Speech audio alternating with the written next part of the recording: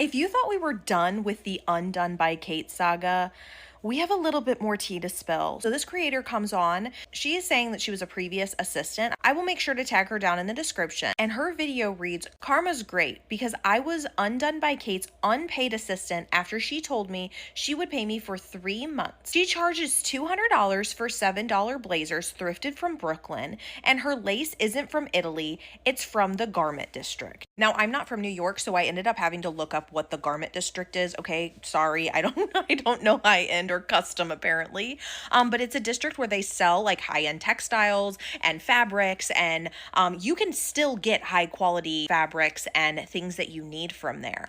But where this gets weird and where this gets very unethical is that she is claiming that she's getting all of her materials from Italy, specifically the lace. She's lying and price gouging for her guests to then think that they are getting high quality lace from Italy, like it is this very custom experience, but she's really just going down to the garment district to pick up her materials. Now, if you don't believe me, she also posts in the comments this text thread. There's her name down there. You can see it says creator. It says, "Oops, cool, 250 a yard." And she says, "Yeah, I know, LOL. That's the creator." Then Kate says, "Okay, don't send me that expensive of stuff. Most I'll do is like 150 a yard." In her description, it says this was in 2022, so I can't comment on today, but I will say this whole thing isn't surprising. Now, if this is true, because at this point in time, it's just alleged, like I said, she has proof of her text. She has stated she was an assistant back in 2022. A lot can change in 4 years.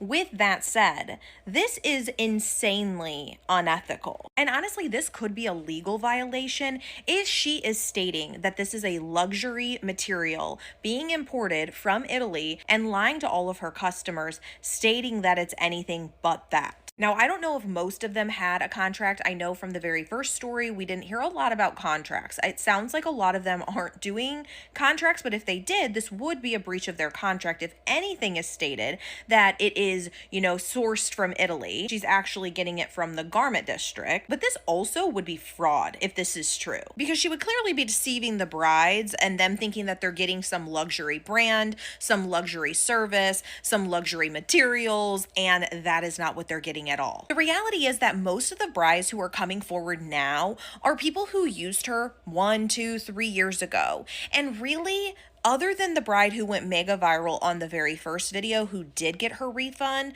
I'm sure a lot of them sit and think like, this isn't even worth my time at this point. I wore it.